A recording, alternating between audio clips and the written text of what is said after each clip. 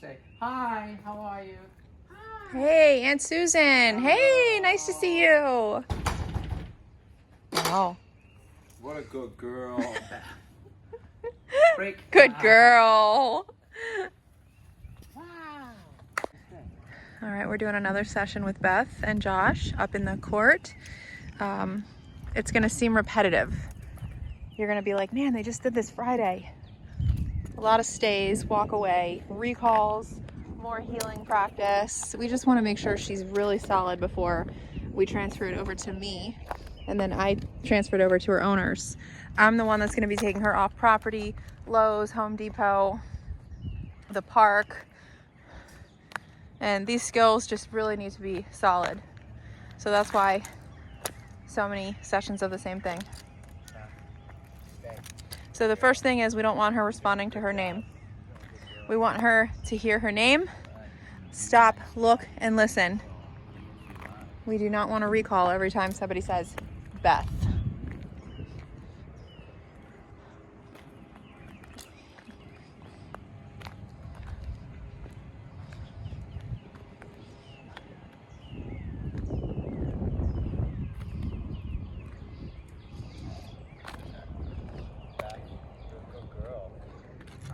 There's a recall. Perfect. Recall to a sit. I found out some information from her at her brother's go home session. They tried the beep collars and she would just completely ignore it, run right through it. Rip would respond. She would not, and she would send them on chases. Really? Yes. Really high drive for chasing squirrels, rabbits. And they said only when the rabbit got out of reach or out of sight did she come back. Gotcha. Yeah. She's doing what she wants to do. She's doing what she wants to do, and she doesn't want to listen to anybody. And she's also really fearful and panicky. Great combo. Yeah. I want to be the leader.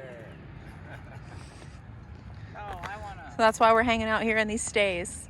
It's a lot. It seems like we're not working, but we really are. Well, if they lived with her previously, they can probably see. Oh, for sure. She puts herself on her side a lot. She goes for belly rub. Yeah, they probably rewarded, Okay. the belly up. That's They probably a nice position. gets pet. Good girl. I always pet that. Yes. Especially when it's in the context of staying. If they do that, that's great. That is a good girl. Recall right into the walk. Oh, yeah. We need a nice walk. We can't have her pulling, dragging, hiding, zigzagging, slipping out of her harness, running off. We can't have any of that. So we're just gonna have a nice walk and heel.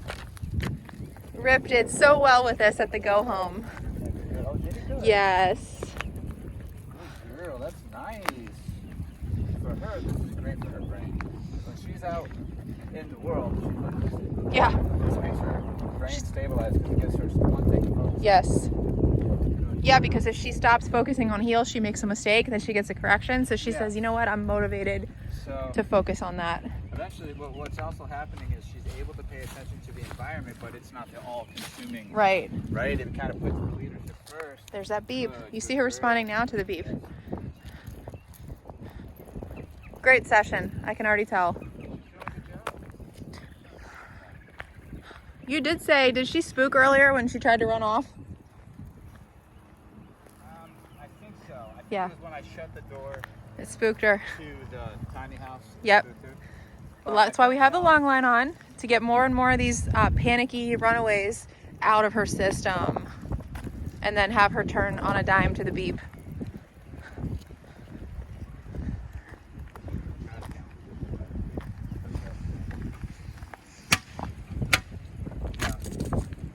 Good. So, but she has learned, I don't know if they can hear me because of the wind, but she has learned to use that stay and that down as a coping skill when she has the thought or the urge to run away. I've seen her think about running away, then down stay, and I reward that. Oh yeah, that doesn't enough. work with Josh and Julie anymore. Right. But it's also just become so ingrained that that's the response that I see her doing it without even thinking. Yeah, So that's good. You know what I mean? amazing. She's getting to that point. Good. Good girl.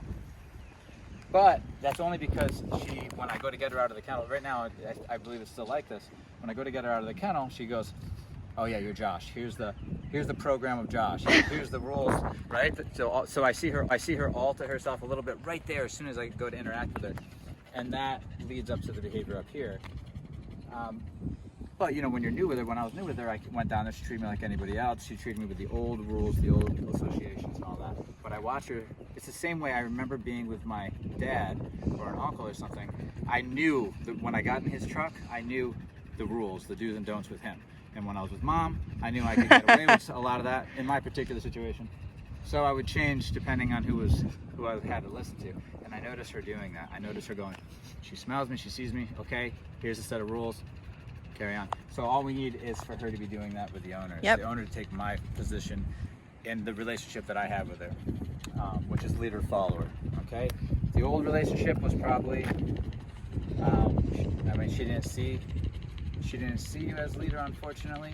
She probably seen it as maybe a democracy where she could kind of speak up and say her opinions, or at the very least, or at the very worst, she thought that you were underneath her, you were beneath her in the hierarchy, meaning you had to listen to her.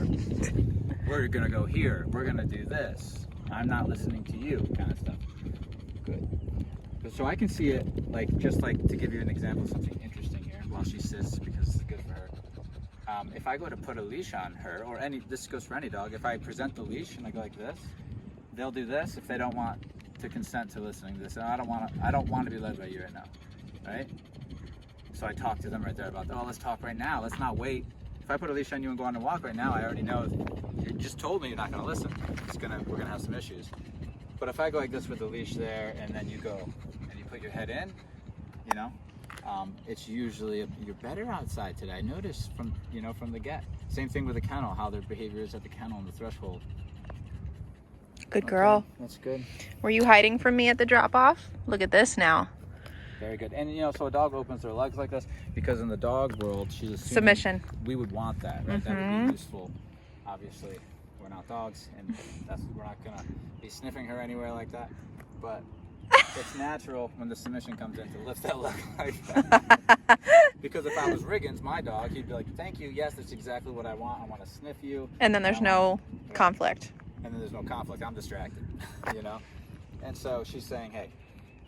No problems so wanted. This is obviously new for her. That's a little dramatic. She doesn't have to do that every time, and that will probably wean out. So, good girl. Beth, break. Good girl. Oh, look at these decisions. I love her. I love it.